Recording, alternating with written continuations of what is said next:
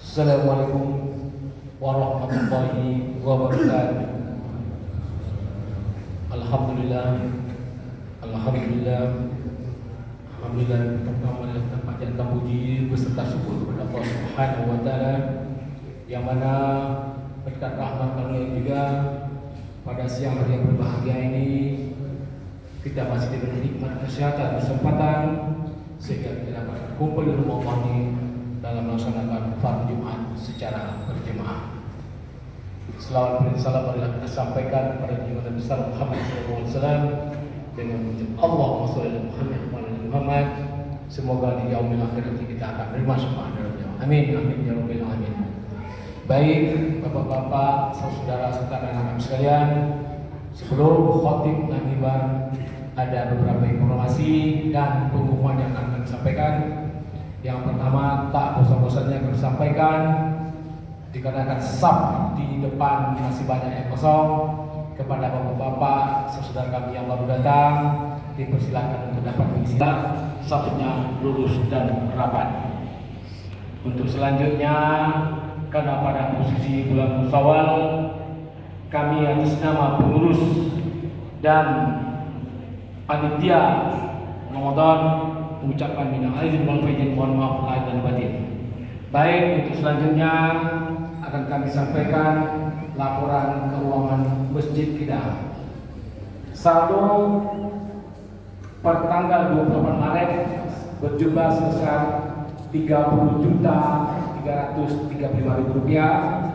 Penerimaan kota infak Jumat 28 Maret Rp2.143.000.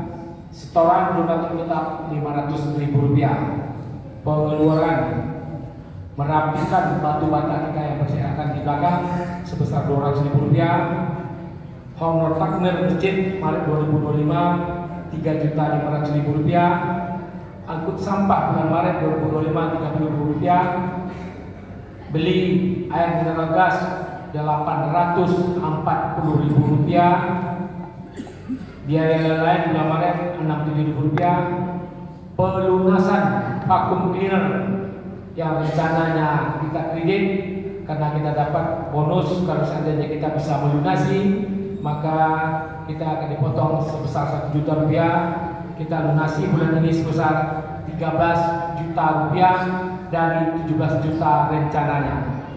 Honor khatib Jumat Rp20.000 sehingga saldo kas per hari ini Rp15.091.000. Untuk anak yatim saldo 28 Maret Rp3.077.000. Infak Jumat Rp680.000.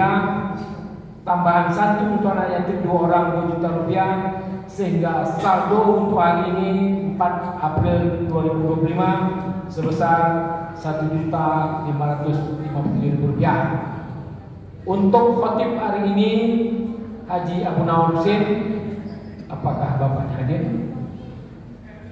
Kalau seandainya tidak hadir, kami minta kepada imam kita Ilham Saputra untuk dapat menjadi khotib hari ini. Kepada petugas kami persilakan dengan segala hormat.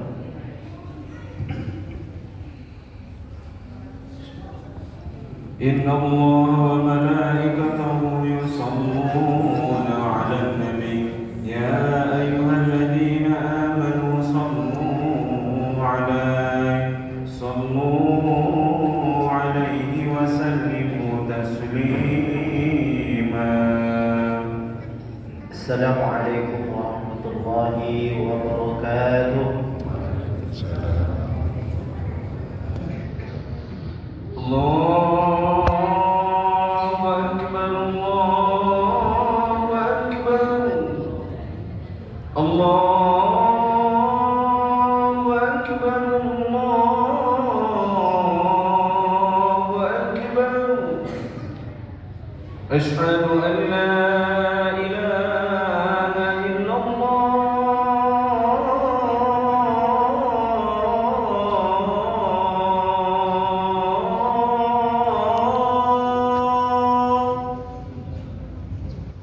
أشهد أن لا إله إلا الله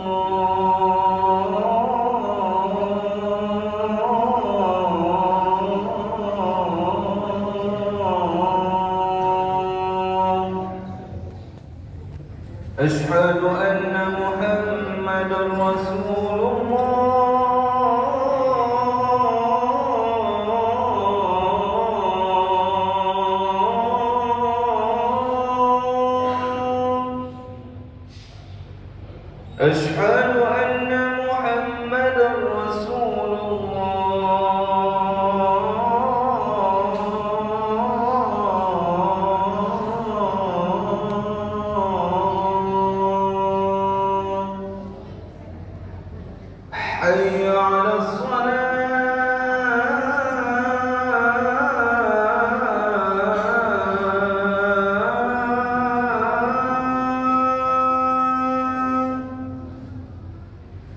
حي على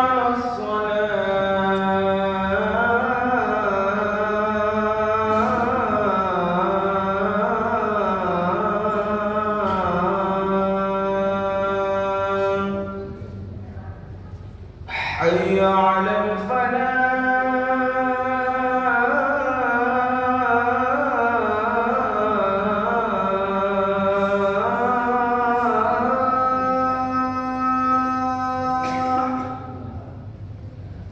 حي على الفلاح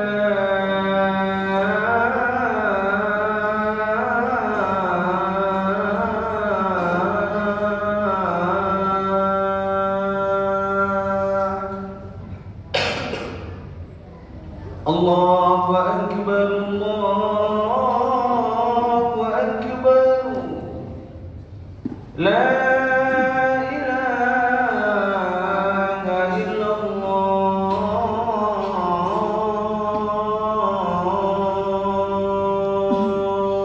لا إله إلا الله محمد رسول الله.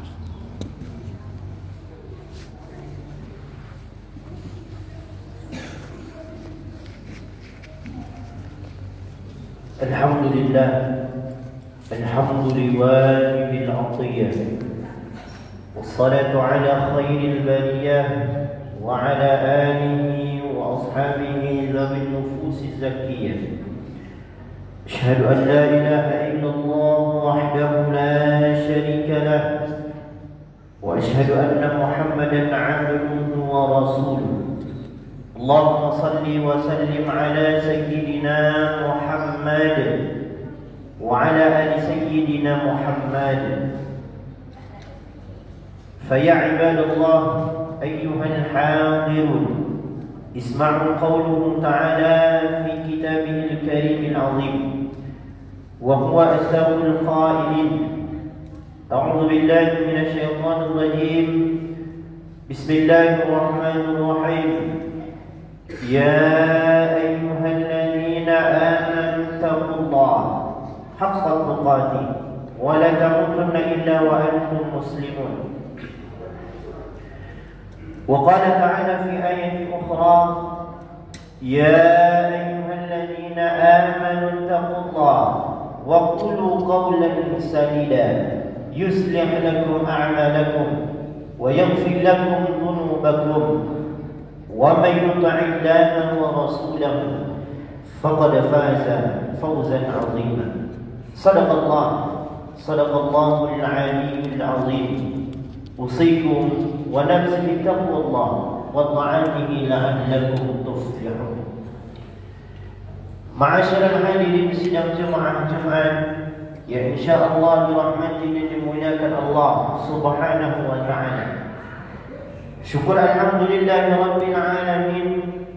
Kembali kita panjatkan pujian atas kehadiran Allah Subhanahu wa taala, yang mana Allah di hari yang mulia ini, pada waktu yang mulia ini, masih memberikan rahmat, nikmat, taufik serta hidayah kepada kita semua, sehingga dengan berkah itu semua mampu dan sanggup oleh kita hadir pada hari ini, pada kesempatan kali ini, pada waktu dan detik ini, kembali datang ke rumahnya Allah Subhanahu wa taala dalam rangka menjalankan kewajiban kita. Mudah-mudahan Allah istiqamahkan kita di dalam keimanan dan di dalam keislaman kita hingga hayat mengakhiri, hingga maut mengakhiri. Salawat dan salam mudah-mudahan senantiasa pula kita kirimkan kepada junjungan alam, Nabi yang paling mulia, kekasihnya Allah Subhanahu wa taala, baginda Muhammad sallallahu alaihi wasallam. Untuk beliau salawat dan salam kita kirimkan dengan ucapan Allahumma salli ala sayyidina Muhammad wa ala ali sayyidina Muhammad. Assalamu alayka ya Rasulullah. Ma'asyiral hadirin sidang jemaah Jumat yang dimuliakan Allah Subhanahu wa taala. Usikum wa nafsi bittaqwallah wa ta'atihi la'allakum tuflihun. Melalui mimbar yang mulia ini khatib ingin berwasiat kepada kita semua, terlebih akan diri khatib yang menyampaikan agar hendaknya senantiasa kita bermuhasabah atas keimanan dan ketakwaan yang ada di dalam kalbu kita. Apa makna takwa? Al-imtithal wa awamirillah, mengerjakan perintah-perintah Allah Subhanahu wa taala, wa tinabun nawahi, meninggalkan larangan-larangan Allah Subhanahu wa taala, sirran wa alaniyah. Apakah itu secara sembunyi-sembunyi maupun secara terang-terangan. Allah berfirman, wa tazawwad fa inna khairaz zadi taqwa. Berbekallah kalian, kata Allah, maka sebaik-baik bekal itu adalah takwa. Ma'asyiral hadirin sidang jemaah Jumat yang dimuliakan Allah Subhanahu wa taala. Sebagai nasihat untuk kita bersama pada Jumat yang berbahagia ini, kembali kami sampaikan hadisnya Nabi Muhammad sallallahu alaihi wasallam. Di dalam kitab hadis Arba'in An-Nawawi ada 42 hadis yang dimaktubkan, yang ditulis di dalam kitab ini. Di hadis yang ke-6 riwayat Imam Al-Bukhari dan Imam Muslim, Nabi sallallahu alaihi wasallam pernah bersabda, Bismillahirrahmanirrahim. Inna fil jasadi mudghah. Sesungguhnya di dalam tubuh, di dalam jasad, di dalam diri seorang manusia, seorang insan itu terdapat segumpal daging. Idza salahat salahal jasadu kulluh. Bila mana segumpal daging itu baik, segumpal daging itu elok, maka baik dan eloklah seluruh anggota tubuhnya yang lain.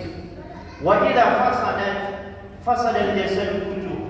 Namun bila mana segumpal daging itu buruk, segumpal daging itu jelek, maka buruk dan jeleklah seluruh anggota tubuhnya yang lain. Ala wa hiya qalbu. Ketahuilah, kata Nabi sallallahu alaihi wasallam, segumpal daging itu disebut atau dinamakan dengan qalbu, atau yang lebih kita kenal dengan sebutan hati. Maka hadirin yang dimuliakan Allah, di dalam kalbu kita ini, di dalam hati kita ini terdapat berbagai banyak macam sikap dan sifat. Apakah itu sifat yang baik, yang mampu menuntun kita kepada jalan yang diridhai dan dicintai oleh Allah Subhanahu wa taala, maupun itu sifat yang buruk yang mampu membawa kita kepada kebenciannya Allah, kemurkaannya Allah Subhanahu wa taala. Maka pada Jumat yang berbahagia ini kita akan bahas satu sifat yang baik, yang mudah-mudahan sifat ini ketika kita tanamkan mencapai kita kepada kecintaannya Allah Subhanahu wa taala. Dan mudah-mudahan hendaknya segala apa yang kita terapkan selama bulan suci Ramadan kemarin melalui sikap dan sifat ini, mudah-mudahan hendaknya di hari-hari, di bulan selain bulan suci Ramadan mampu pula kita terapkan. Hendaknya apa nama sikap dan sifat itu? Sifat ini disebut dengan sifat sabar. Hadirin yang dimuliakan Allah Subhanahu wa taala, Imam Al-Ghazali menyebutkan bahawa kalimat kata sikap dan sifat sabar ini Allah sebutkan di dalam Al-Quran lebih dari 74 kali. Artinya hadirin yang dimuliakan Allah, perkara sikap dan sifat ini mesti hendaknya menjadi perhatian kita bersama, dan mesti hendaknya kita tanamkan dan aplikasikan di dalam kehidupan kita sehari-hari. Maka apa sebetulnya hakikat daripada sikap dan sifat sabar itu? Barangkali sama-sama kita sudah maklum dan ketahui bahawa ketika Allah menciptakan para malaikat, Allah hanya anugerahi malaikat dengan akal pikiran saja.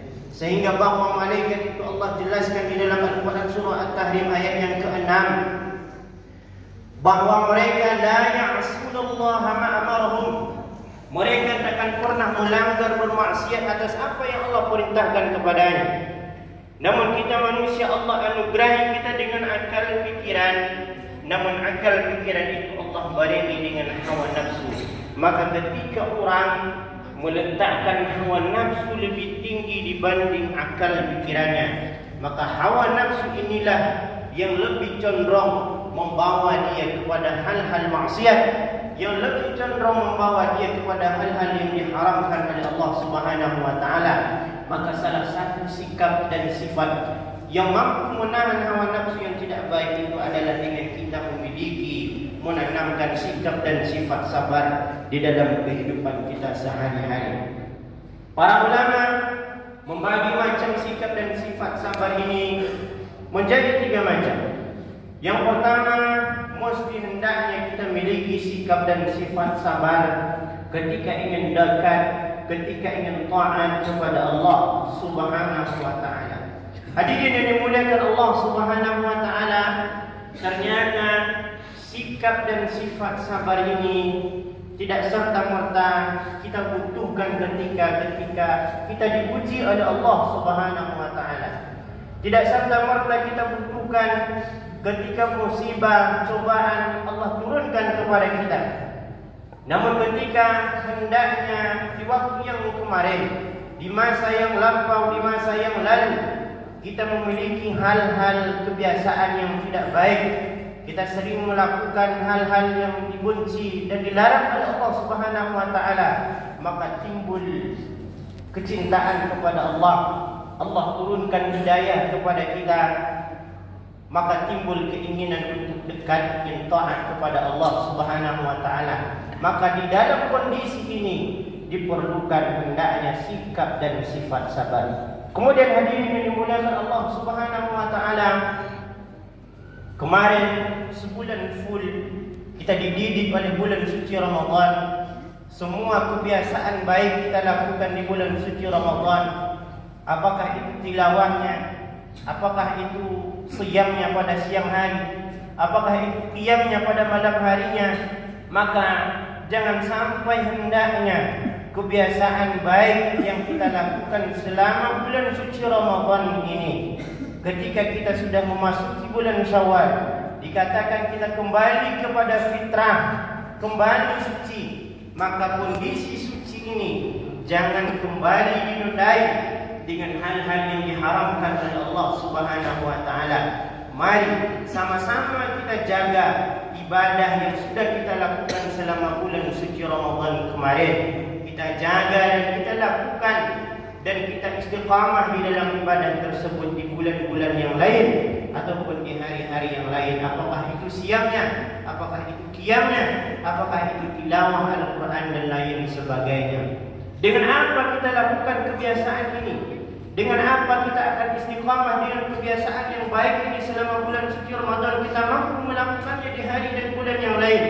Tentunya hadirin yang dimuliakan Allah, kita memiliki sikap dan sifat sabar di dalam menjalankan ibadah tersebut, sehingga kita mencapai titik istiqamah di dalam ibadah tersebut. Sampai kapan? Sampai maut datang menjemput kita. InsyaAllah kita akan tetap taat kepada Allah Subhanahu wa taala. Kemudian yang kedua, hadirin yang dimuliakan Allah, dikatakan oleh para ulama bahawa sikap dan sifat sabar yang kedua adalah memiliki kita sikap dan sifat sabar di dalam menjauhi apa yang diharamkan, apa yang dibenci oleh Allah Subhanahu wa taala. Selama bulan suci Ramadan pula, kita jaga diri kita jaga anak istri kita untuk tidak melakukan perbuatan yang diharamkan oleh Allah Subhanahu wa taala. Maka harapannya apa?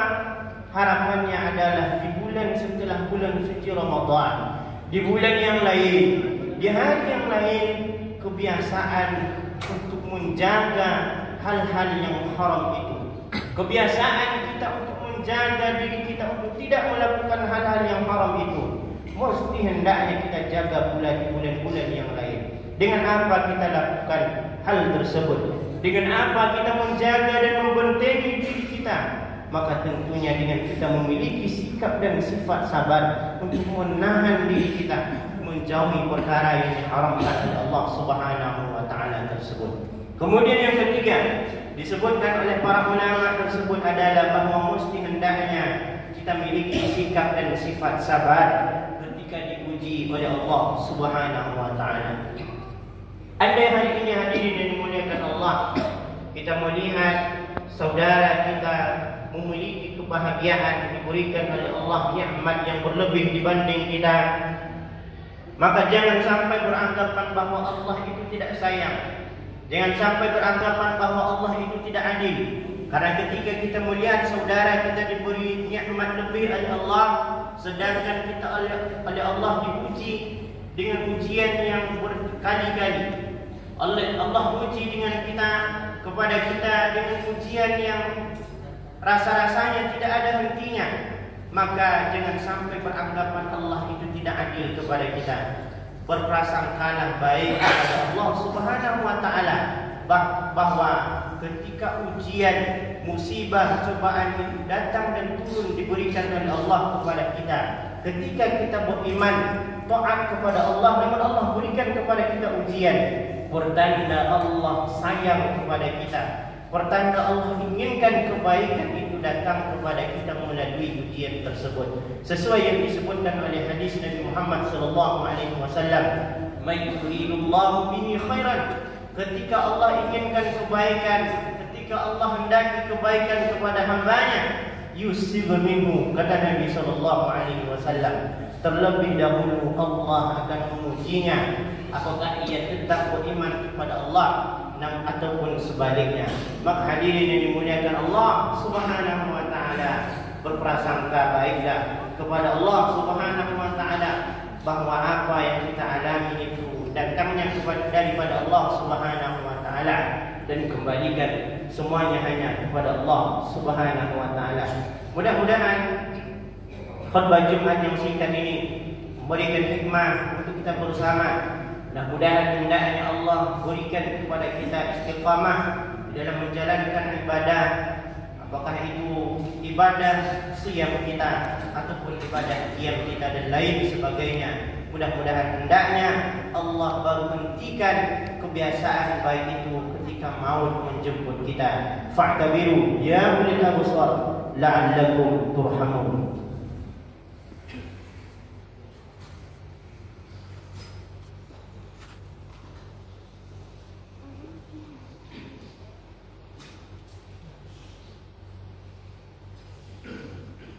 Alhamdulillah, alhamdu liwajib al-'atiyah, wassalatu ala khairil bariyah wa ala alihi wa ashabihi dhawin nufusi zakiyah. Asyhadu an la ilaha illallah wahdahu la syarika lah, wa asyhadu anna Muhammadan 'abduhu wa rasuluh. Allahumma salli ala sayyidina Muhammad وعلى آل سيدنا محمد. أما بعد فيا عباد الله اتقوا الله حق تقاته ولا تموتن إلا وأنتم مسلمون. قال الله تعالى في القرآن الكريم العظيم وهو أصدق القائلين: أعوذ بالله من الشيطان الرجيم، بسم الله الرحمن الرحيم. قل هو الله أحد الله الصمد لم يلد ولم يولد ولم يكن له كفوا أحد. وقال تعالى في آية أخرى: إن الله وملائكته يصلون على النبي يا أيها الذين آمنوا صلوا عليه وسلموا تسليما. اللهم صل على سيدنا محمد وعلى آل سيدنا محمد كما صليت على سيدنا إبراهيم وعلى آل سيدنا إبراهيم، وبارك على سيدنا محمد وعلى آل سيدنا محمد كما باركت على سيدنا إبراهيم وعلى آل سيدنا إبراهيم في العالمين إنك حميد مجيد. اللهم اغفر للمسلمين والمسلمات والمؤمنين والمؤمنات الأحياء منهم والأموات إنك على كل شيء قدير. اللهم يا مقلب القلوب ثبت قلوبنا على دينك وعلى طاعتك برحمتك يا أرحم الراحمين.